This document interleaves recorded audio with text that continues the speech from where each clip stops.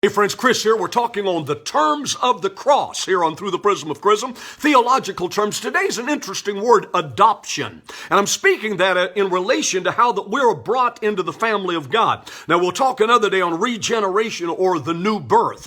The new birth gives new worth, new mirth. One of these days it's going to give us a new earth.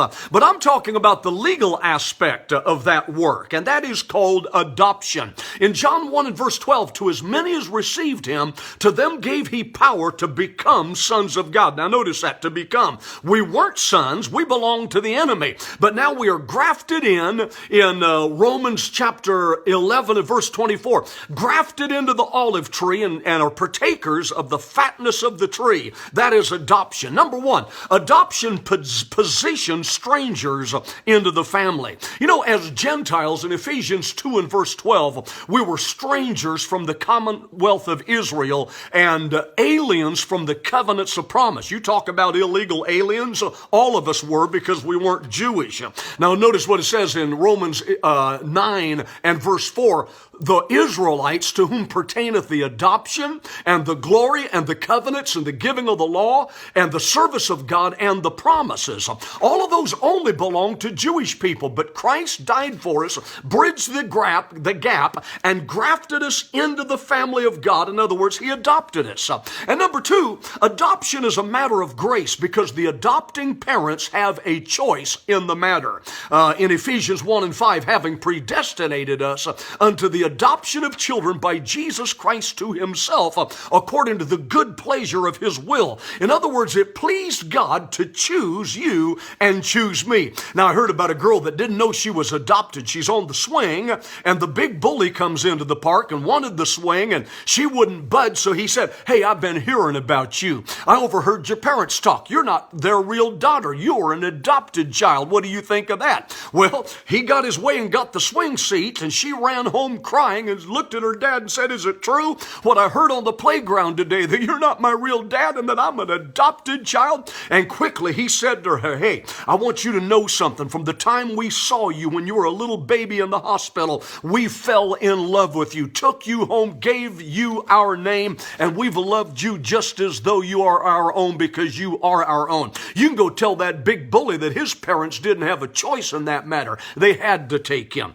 Well, she pranced back to the playground, said, "Hey, buddy, I've been hearing about you. What'd you hear? I heard you was the ugliest, dumbest kid in the whole hospital. Your parents would have liked to left you there, but they had no choice. They're stuck with you. But my daddy chose me. Aren't you glad that you're adopted in the family?" And then number three, adoption is a work of the Holy Spirit.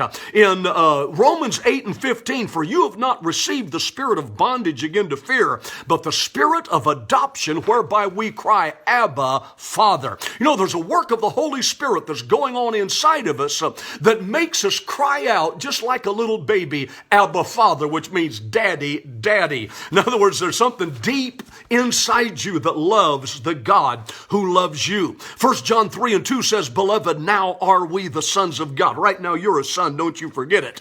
And then number four, adoption gives legal standing and secures family right and family inheritance. Listen, just because you're adopted doesn't make you inferior. Everything God gives his son Jesus, we are joint heirs with Christ, and we have the same inheritance, the same love, and the same promise from the Father. Galatians 4 and 5, he said, "To redeem them that were under the law, that we might receive the adoption of sons." In other words, we have equal standing with Christ. And then number five, we'll close with this. The adoption process is not complete until the parent now takes the adopted one home. Listen, one of these days the Lord himself is coming with a shout of glory, and he's going to rid us from the hand of the kidnapper and the captor, and he's going to take us adopted children home. In fact, the whole creation groans and travails together, waiting for the manifestation of the sons of God. Romans 8 and 23, "Even we ourselves groan within ourselves, waiting for the adoption, that is to wit, the redemption of our bodies."